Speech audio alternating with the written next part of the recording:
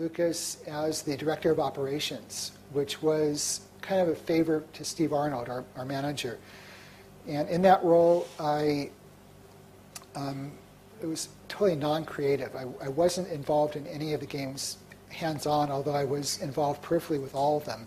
So I was doing things like getting an art department director so someone could manage all the artists, and getting someone who was in charge of all play testing, getting someone who was in charge of all customer service, hiring people to be the next round of Scum scripters, of doing the Scum scripting. So that, like Dave Grossman, Tim Schafer came in the first batch, and Michael Stemley and Sean, what's his name, came in on the next batch.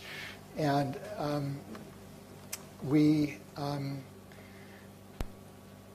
so it was taking the company from like 30 or 40 people up to like 150 people in some way where it worked.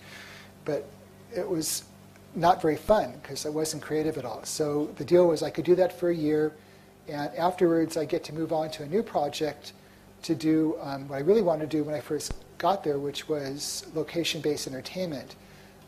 So instead of games for home PC or game platform, it was more like for a theme park where you'd have an interactive, immersive ride, like virtual reality type of experience. So we actually had this project for 2 years, and it was in collaboration with Hughes Simulation, which is a company that does a lot of professional flight simulators, and we built this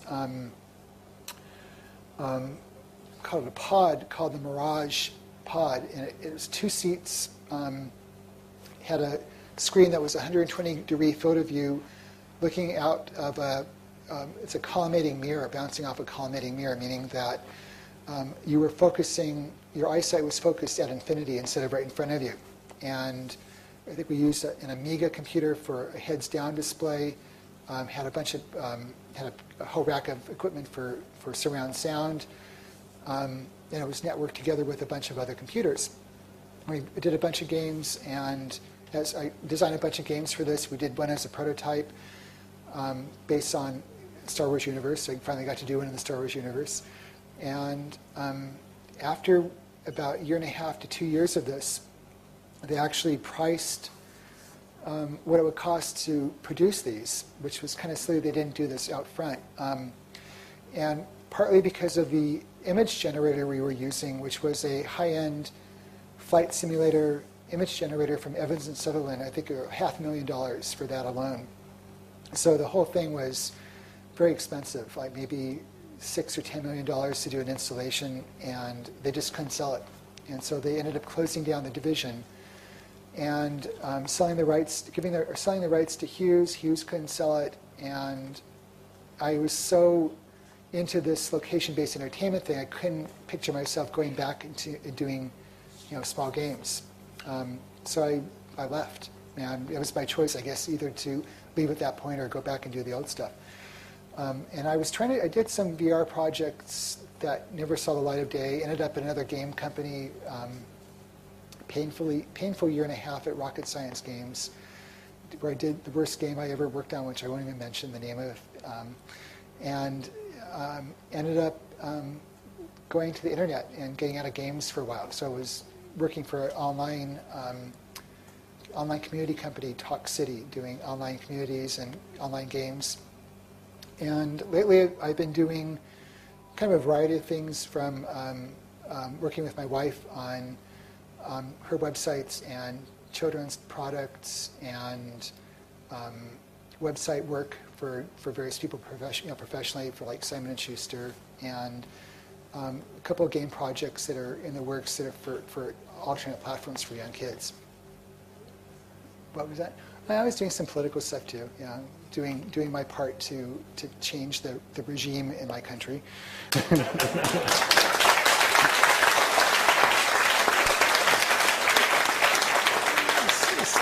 Spent most of last year was volunteering for the Howard Dean campaign, doing video and web stuff for them. So, just kind of all over the place.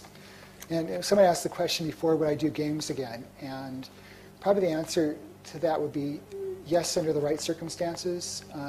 Not a 3 or 4 year game project that was kind of a duplicate of a game which has already been out there, but something that was really breaking new territory. I might be interested if that ever came up. Yeah.